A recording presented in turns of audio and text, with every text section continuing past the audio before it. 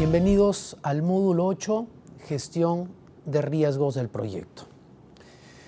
Siguiendo la misma metodología que hemos venido armando en las sesiones anteriores, vamos a revisar rápidamente lo que significan los riesgos para los proyectos y dividir una correcta estrategia de estos riesgos en 3 pasos, ¿ok? Hablar de riesgos es hablar de incertidumbre. Hablar de incertidumbre significa cosas buenas o cosas malas que nos puedan ocurrir dentro del proyecto. Acá la reflexión que podemos dejar es que todos los riesgos, en alguna alta o baja medida, contienen riesgos y que de alguna manera los debemos de afrontar, ¿ok? Los riesgos pueden tener diferente nivel y diferente impacto dentro del proyecto.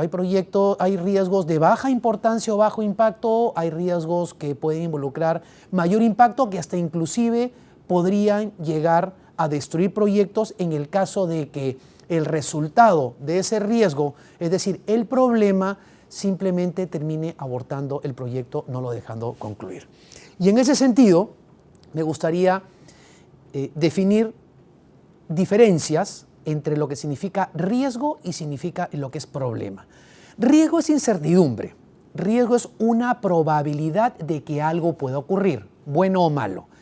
El problema es cuando efectivamente ya el riesgo ocurre, 100% de probabilidad. Tenemos el impacto dentro del proyecto y alguna acción preventiva o correctiva deberíamos rápidamente desarrollar, ¿ok? Componentes importantes en este riesgo hay 2 principalmente, probabilidad e impacto. Probabilidad de ocurrencia, ¿qué probabilidad hay de que existan lluvias? ¿Qué probabilidad hay de que haya un paro? ¿Qué probabilidad es que haya errores al momento de pruebas? Y el segundo componente es el impacto. Impacto alto, impacto medio, impacto bajo. ¿Qué tan fuerte es ese riesgo a nivel golpe dentro del proyecto? Interesante, que lo vamos a ver en un par de slides, si yo junto probabilidad, estas 2 variables, probabilidad e impacto, nos dan la importancia o criticidad del riesgo dentro del proyecto. No pensemos únicamente que el riesgo es algo malo, pensemos el riesgo es incertidumbre. Puede ocurrir que algo malos nos pueda ocurrir, probabilidad nos pueda ocurrir más adelante en el proyecto, o también algo bueno. Tipo de cambio de dólar, por ejemplo. A veces puede ser que el tipo de cambio nos convenga y a veces puede ser que el tipo de cambio no nos convenga. A veces puede ser que hay la probabilidad de que entre un nuevo competidor, eso puede ser algo malo, o de repente puede ser a través de alianzas estratégicas algo bueno. Normalmente, y ocurre en la práctica, cuando alguien nos dice muéstrame tu matriz de riesgos o tu lista de riesgos del problema, 99.99% de los casos son incertidumbres negativas, riesgos negativos. Pero conceptualmente, por favor, no se olviden que puede ser algo bueno como también algo malo que puede ocurrir en el proyecto, ¿ok? Entonces, marquemos una estrategia. Paso 1, identifiquemos los riesgos. Juntémonos con el equipo del proyecto, con nuestros especialistas, con nuestros ingenieros, nuestros consultores, nuestros arquitectos, y con un café, 2, 3 horas, 5 horas, definamos las incertidumbres, las cosas buenas o eventos buenos que pueden ocurrir o los eventos malos que pueden ocurrir. Recomendación en este punto, mientras más personas podamos involucrar en esta fase de identificación de los riesgos, mucho mejor, porque así vamos a tener mejor controlado el futuro. Les dejo algunas ideas de cómo podríamos nosotros identificar en este primer paso los riesgos. Lluvia de ideas, que significa nos reunimos todos en una sala y comenzamos a aportar con experiencias, información histórica, experiencias personales. Otro es técnica Delphi, que significa específicamente preguntarle a expertos en la materia que no necesariamente están dentro de nuestra organización. Entrevistas, preguntar a especialistas, análisis causal, Ishikawa, espina de pescado, a veces también nos ayuda mucho en dinámicas grupales poder encontrar posibles problemas que puedan encontrar en el proyecto. No nos olvidemos, FODA, fortalezas, oportunidades, debilidades, amenazas. Ahí podríamos también descubrir situaciones buenas que nos pueden ocurrir en el futuro y situaciones, nuevamente, incertidumbre malas que nos pueden ocurrir en el futuro. Algunas ideas que les dejo en general cuando hablemos de identificación de riesgos: tratar de que participe todo el equipo del proyecto. Va muy bien hacer lluvia de ideas o brainstorming. Invitar siempre a las personas pesimistas y a las optimistas. A veces dentro de nuestro subconsciente no nos gusta invitar a personas pesimistas porque ven todo lo malo, pero mi recomendación, ambos mundos, se puede rescatar experiencias y evidenciar y adelantarnos a cosas que nos pueden pasar en el proyecto, y la experiencia ayuda mucho. Si alguna vez nos fue mal, lo documentamos, lo solucionamos, posiblemente ya no nos vuelva a ir mal en el futuro. Tenemos en este paso 1 identificado los riesgos. Paso 2 es priorizarlos. Y aquí la ecuación es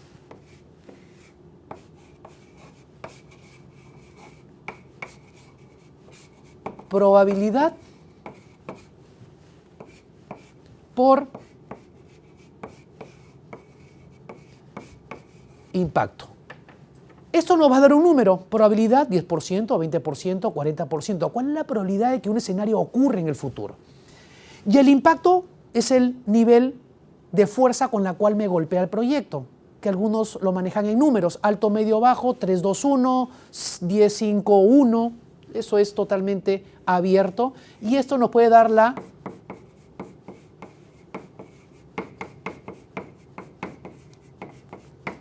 importancia del riesgo. Tenemos aquí un ejemplo en la cual tenemos identificado un código, un identificador de riesgo, tenemos identificado el nombre del riesgo, tenemos identificado una probabilidad de ocurrencia del riesgo y un impacto, que en este caso lo hemos puesto entre 1 y 10. ¿Ok? Multiplicando probabilidad por impacto, podemos obtener un resultado que nos da la importancia del riesgo con el proyecto. E inclusive hemos puesto en diferentes colores al estilo semáforo: rojo, ámbar y verde, dependiendo de la gravedad o de la importancia de ese riesgo al proyecto. Colores a veces ayudan mucho a tomar decisiones. ¿Ok? Paso 1, identificar. Paso 2, priorizar. Paso 3, cuantificar. ¿Ok? Y acá va la reflexión sobre algo importante que nos puede ayudar mucho para el tema de presupuestos y lo que mencionamos en algún momento, las contingencias. ¿Cómo determinamos la contingencia de un proyecto? Probabilidad por impacto de cada riesgo. Tengo 4 ejemplos. Le pongo el primer caso. Hay una probabilidad del 30% que haya un retraso en la recepción de las piezas, lo cual le costará $9,000 al proyecto. Probabilidad 30%, impacto 9,000. 30% por 9,000, 2,700. Segundo riesgo, hay una probabilidad del 20% de que las piezas cuesten $5,000 menos de lo esperado. 20% por 5,000 me da 1,000. Tercer riesgo, hay una probabilidad de 25% de que 2 piezas no empalmen al momento de la instalación, lo cual tendrá un costo adicional de $5,500. Probabilidad por impacto, 25% por 5,500 me da 1,375. ¿Ok?